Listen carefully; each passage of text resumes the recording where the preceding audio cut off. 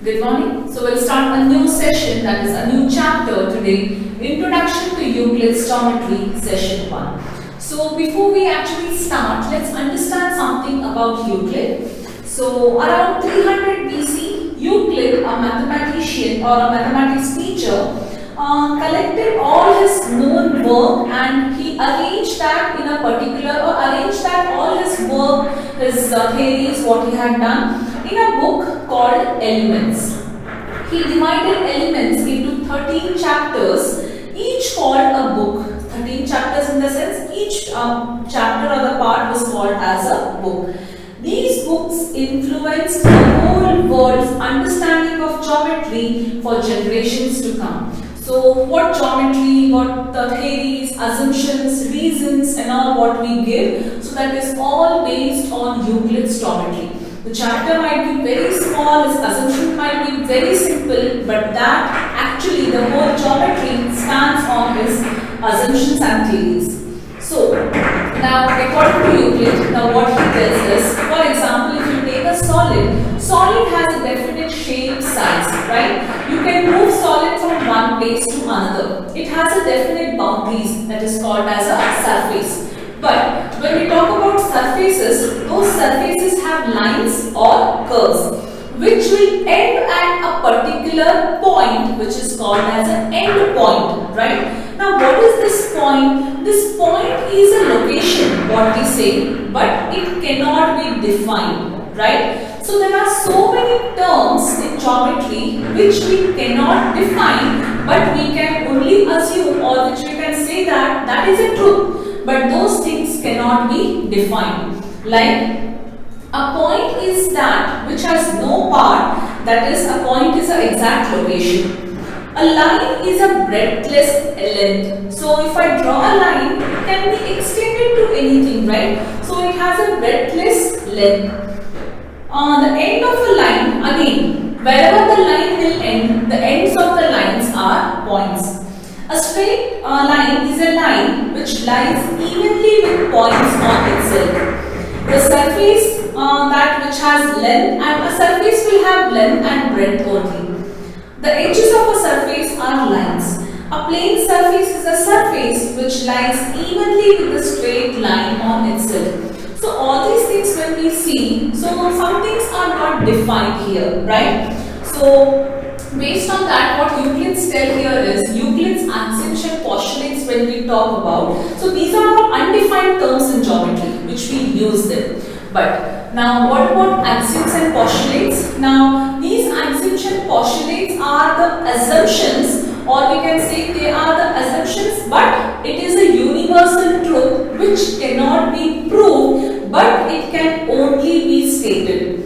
Now, what are these axioms and postulates? That is what we are going to study in this lesson. Now, introduction brief what I gave about Euclid is to just know what is this lesson about. So, what are these Euclid's axioms and postulates? What is the definition of an axiom, or what is the definition of a postulate? So, axioms and postulates are the universal truth which are, or we can say axioms and postulates are the assumptions which are the universal truth which are only stated but cannot be proved. Now we will list down some axioms and we will list down some postulates. You need to only remember these axioms and postulates and use them wherever required. Now for example, you already know where we use this axiom. How did we make use of the axiom, right? In lines and angles chapter which we already have done. So there we came across first axiom many times. Things equal to same thing are equal to one another. We cannot prove it, but it is a universal truth. So such we have number of axioms. So let's see one by one. So here usually what type of questions can be asked in this chapter? State Euclid's. See, usually we use first two axioms or the first axioms throughout. They can also ask you, usually this axiom 1, what do you mean by axiom 1? Axiom 1 is axiom 1 only, you can't interchange. So axiom 2 is axiom 2 only, you can't interchange that with axiom 3, right? So we need to know the axiom 1 exact statement, because axiom 1 is what? Things equal to same thing are equal to one another, which we have already used it. Let's see what is axiom 2, 3 and so on. So what type of questions are expected here? State any 3 Euclid's axiom. State any 2 Euclid's postulate, right? And there's one more postulate, the last one, which is called as a Playfair postulate. Very important. We will see that. So let's just state the axioms and postulates here. So the first axiom we all know. Axiom 1. So it tells that things which are equal to same thing, things which are equal to same thing, same things are equal to one another. Now what I will do, children, here is I will write the axiom. I will just explain how is this axiom possible with an example. Not necessary that you have to write an example. You can only write the list of axioms and postulates. If you take your textbook and go to the last page of this chapter where they have given the summary of an exercise, you can actually see the first here there are some points. 1, 2, 3, 4, 5, 6, 7 points are there, right? It's like you can write from point number 1 to point number 6 in your notebook. That's more than enough. That is what I am going to do in today's class, right? You can either write this what I write on the board, it's the same thing, or write from point number 1, last page of your textbook of this lesson. Last page of this lesson, Euclid's geometry lesson, where they have given some points, point number 1, so many things. First 6 points you can write down in your notebook or just write down whatever I write in the classroom. That's enough. So I haven't written the definition of axiom and postulate, children. So what I want you to do is, before you can give the heading as Introduction to Euclid's Geometry, Euclid's axioms and postulate. Please write down the definition of axiom and postulate, which is given in your textbook, the last page of this chapter, Euclid's Geometry. The second point, axioms and postulate are the assumptions which are obvious universal truth. They are not proved. That's all. You can just mention one point and then start with axioms. Very clear? Let's start. Things equal to same thing are equal to one another. One example if I have to give you is, now a line AB is equal to line CD, right? So then next part I will give you, CD is also equal to EF. What does this imply? This implies that line AB is also equal to EF. That's all. Things equal to same thing are equal to one another. If I say AB is 10 cm, this is also 10 cm. Now CD is 10 cm, EF is 10 cm. Of course, AB is also equal to 10 cm, right? So these two are equal. A simple example, if you want, you can write. It's okay, better you can write it. So next, second is axiom 2. If equals are added to equals, the wholes are equal. Now what do you mean by this? Let's understand. If equals are added to equal, then the wholes are equal. If equals are added to equals, then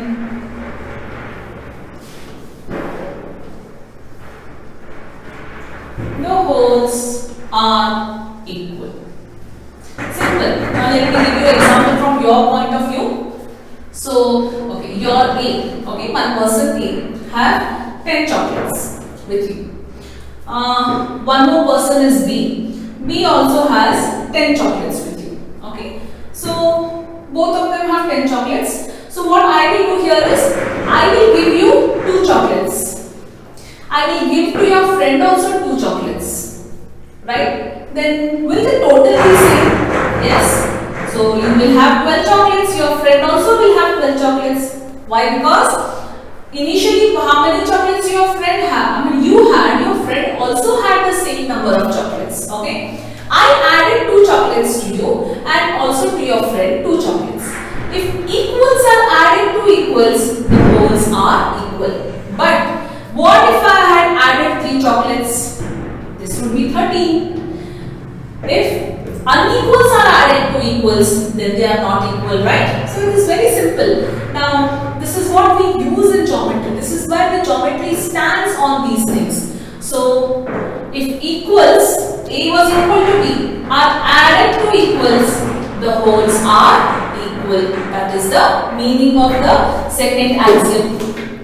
Quickly, we will see the third axiom. What it is? If equals are removed from equals, the remainders are equal.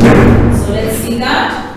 Third one, axiom 3.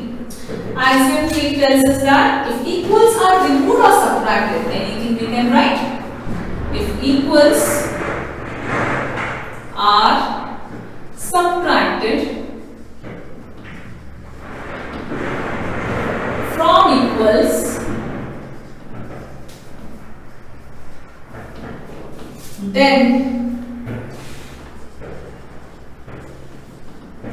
the remainders are equal. Okay, again let us take the same thing here. You had 10 chocolates with you. Your friend also had 10 chocolates with you. Now, I was supposed to give 2 chocolates, right? But now for a change, what I will do is, I will take away 2 chocolates from you as well as I take away 2 chocolates from your friend. Now what will happen?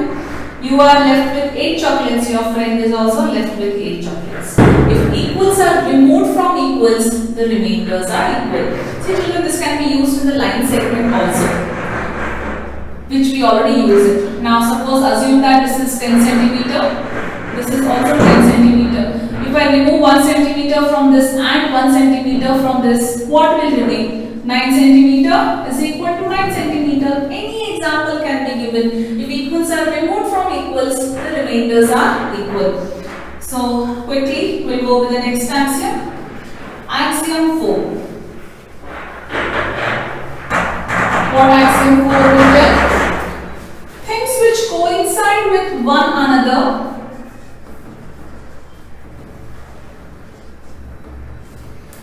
things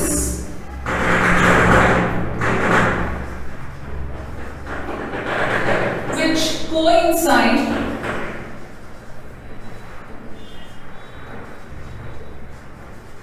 with one another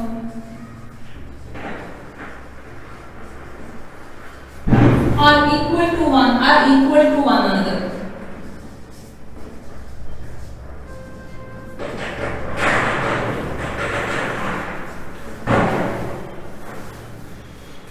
Okay, now let me give you a general example first and then I'll go with the line segment also. Suppose if I ask you, take all the mathematics book of 9th standard, right? So when I talk about 9th standard mathematics book, okay, you stay with me, one of your friends stays in Bangalore. So if you tell him also, like assuming that okay, it is a prescribed NCERT textbook. So when you ask his 9th standard textbook and your 9th standard textbook, when you keep on one another, are the books same or length, breadth, height, little bit it varies? It does not vary. Things which coincide with one another are equal to one another. But if you ask him to give a science book, probably it might differ, right? Because they are different. So when we say things which coincide with one another are equal to each other or one another. So this is an example. Anything which you overlap. Now you get a A4 size paper. Then what you get? All the papers are coinciding with each other? Yes, because they are equal to each other, right? So they don't differ. One paper is small, one paper is big. You don't get that. So let's see an example here. For example, AB coincides with PQ if I give you.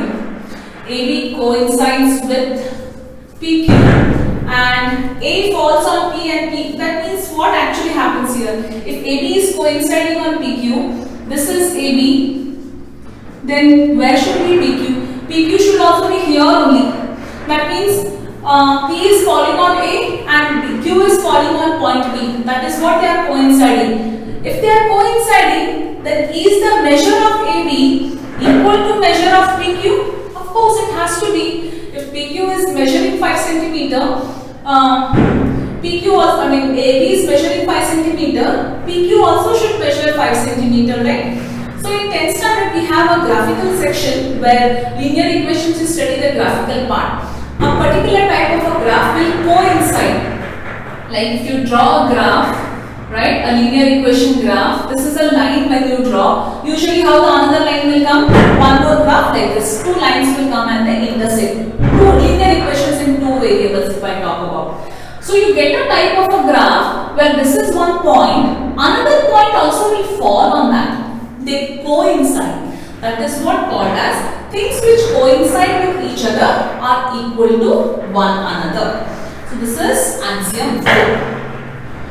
The next axiom, let us see. Axiom 5. The whole is greater than part. These axioms you find they are very simple, right? Yeah, that is what they are. But we use that has a very depth in its meaning. The whole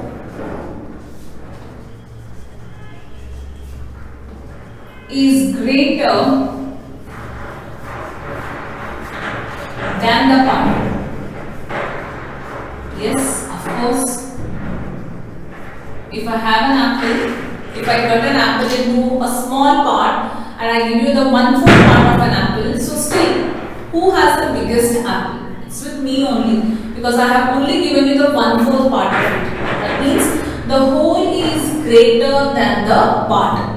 See, in angle, if I have to say, this is a 90-degree angle. So, if I consider that this is a 30-degree. So, still, which is greater? Is the whole angle greater or the smallest angle greater? The whole angle is always the greater, because from the whole angle I have taken a part of an angle. So, which is greater? If I say here, ABC is 90-degree and BBC is 30-degree. Of course, ABC is always greater than the part angle.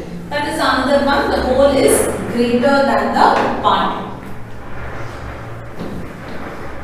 And the sixth one, things which are double of the same things are equal to one another. Things which are double of the same things, double of the same things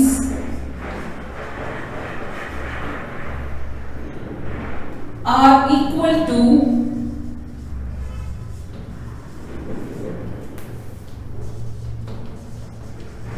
one another.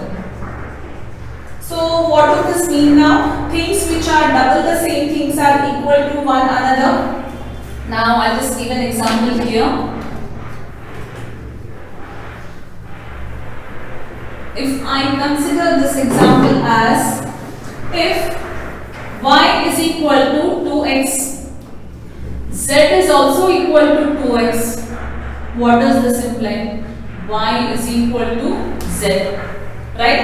So if anything is double the one equation, the second part is also the double of that, then those two are mutually equal to each other. A very simple one where we can say here this. And the last example, and the last axiom. Things which are half of same thing are equal to one another. This axiom can also be told as halves of equal are equal. I'll write that. This is better understood.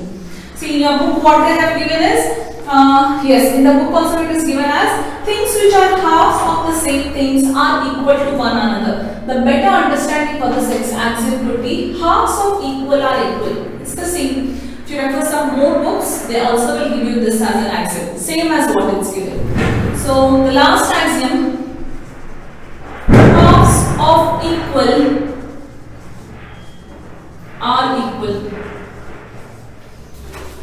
This is a square, okay? So this is the diagonal of the square. Now diagonal of the square will bisect at a particular point. So if I tell here now diagonal AC is equal to diagonal BD, A, B, C, D. So half of AC is equal to half of BD. half of AC is what? OA. Half of BD is what? This. So halves of equals are also equal to each other. That is what we use this axiom, children, many a times. So usually you know what? Axiom 1, 2, 3 and axiom 7 is used. Wherein axiom 1 is used the maximum. Not only this year, even in standard 10th, where a number of theorems we use axiom 1. Axiom 2, 3 and 5 is used but not as much as axiom 1. So till now we have not come across some of the other axioms to be used. So this is the meaning of axioms, which are the universal assumptions but obviously as the universal truth which can only be stated but cannot be proved. So I want you all to give the heading. As I told you, axioms and postulate, write the statement of axioms and postulate from your text. Last page of Euclid's geometry and you can write this. Then you can write this axiom same in order. You can just state that. That is enough. Now let's see what are the postulates.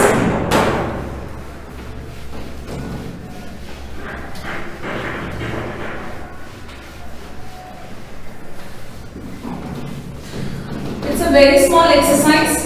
So we have only one exercise there. So which we will be doing it tomorrow and we'll also be completing this chapter tomorrow. A very small chapter, but the concept what we learn here, the whole geometry stands on Euclid's concepts, right? Okay. Now let's see what are the postulates. So Euclid's have 5 postulates. He had 7 axioms and 5 postulates. Let us see now what are these postulates. As we use axioms in theorems or in the proving part, we do not use actually these postulates because what happens is we do not state reasons for the postulates. That doesn't mean we do not come across this. For example, first one, postulate 1.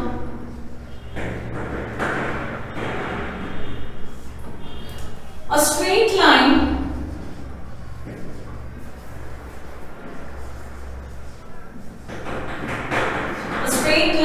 may be drawn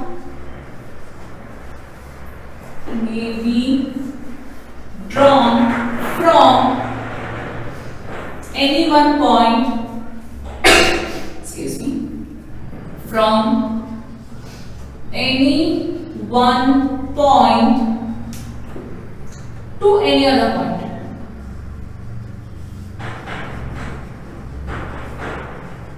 Yes, but important is what they do, they give the postulate, draw the appropriate figure for the given postulate. Let's do that. A straight line may be drawn from any one point to any other point. What does this mean? Suppose if I have 2 points, one is given here and another is given here, right? So I can draw a straight line using 2 points. That's all is the meaning of this statement. A straight line may be drawn from any one point, that is this point, to any other point, right? So that point is A and B. That is the postulate. Yes, you have to draw this along with this. Postulate 2.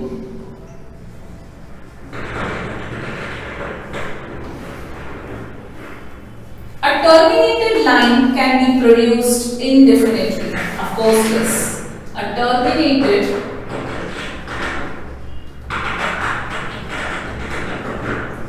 point can be produced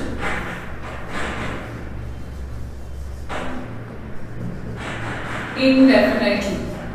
So, for example, now this is the point A and B.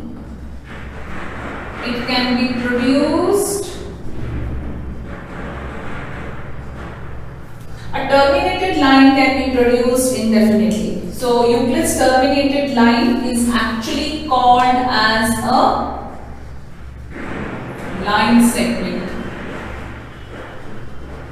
I think we have already dealt with what is line segment in lines and angles chapter, right? So, the next one, postulate 3.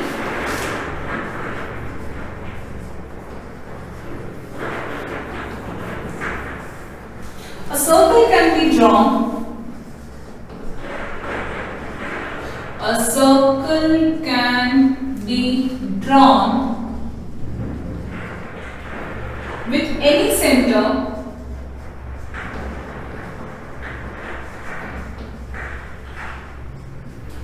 and any radius. Is it true? Yes. Suppose if I tell you this is one point, draw a circle. Is that any rule we can draw a circle with only 1 centimeter, 2 centimeter, 5 centimeter? No. Any given point, and if you have any given radius, a circle can be drawn. Say this is 3 centimeter. This is circle. This is center O. So a circle can be drawn with any center and any radius. So here children, you should be very careful. A postulate is asked. Draw an appropriate figure for the given postulate. That way the questions can be asked here. Next one, postulate 4.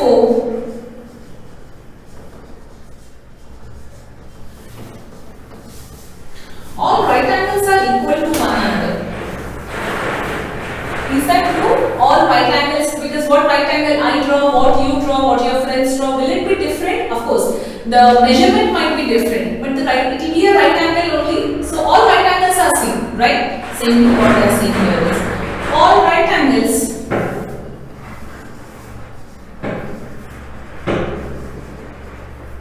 are equal to one another.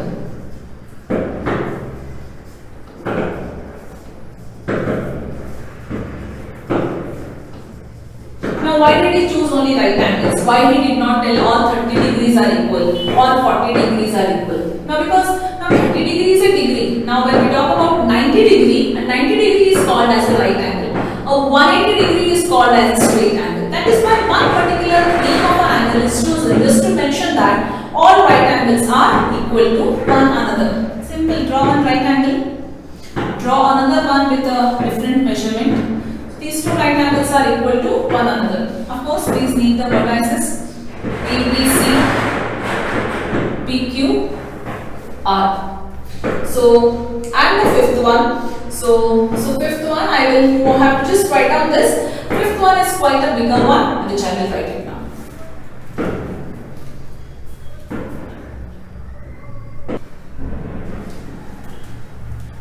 And the fifth axiom. Fifth axiom is quite, you can say it's lengthy, but if you draw the figure, I'm sorry, not axiom, postulate. So, but if you draw the figure for the fifth postulate, it's very simple to understand. Let's first see what it is. If a straight line falling on two straight lines, okay. So, if a straight line they have falling on two straight lines. So first let me draw two straight lines. So these are two straight lines. If a straight line falling on two straight lines, so this is xy, which is falling on two straight lines, will be CD meeting at point P and Q. Okay. If a straight line falling on two straight lines makes the interior or angle on the same side of it. Now, which are the interior angles, children, here? This and this. This as well as these are the interior angles on the same side of transversal. But here there it was a parallel line. Here there are only straight lines. Okay. Makes the interior angles on the same side of it taken together less than two right angles. That means, suppose if I can assume this as A and B, this as C and D angles. So if I add angle A plus angle B, same side taken together of two right angles, then the two straight lines, if produced indefinitely, meet on that side. If I produce them, what will happen? Will they meet? Yes, they are meeting. On that side, which the sum of the angles is less than two right angles. That means the sum when you add is less than two right angles. Actually what? When we add these two, how much should we get? We have to get 180, because that is interior angles on the same side of transversal are supplementary. But here what they have given, in case if if you come across a two straight line which cut where a line cuts a two straight line and the angles formed such that the interior angles formed in a particular side, which side? Such that when you extend those lines should meet at a particular point. Then the interior angle should be this side, not this side, because here they do not meet, but here they converge and meet at a point. Then sum of those two interior angles is less than two right angles. What is two right angles? 90, 90, 180. Less than 180. That's all. It is the meaning of fifth postulate, right? So there we complete axioms and postulate. What do you mean by axioms and postulates? You know now. So what are different axioms and what are different five postulates? You know. So you need to remember all the axioms. Postulate definitely they will not ask you name fifth postulate, second postulate or third. Usually postulates are asked how you know a statement is given, based on the statement you have to draw. Or in case if they ask name the fifth postulate, you should be knowing it.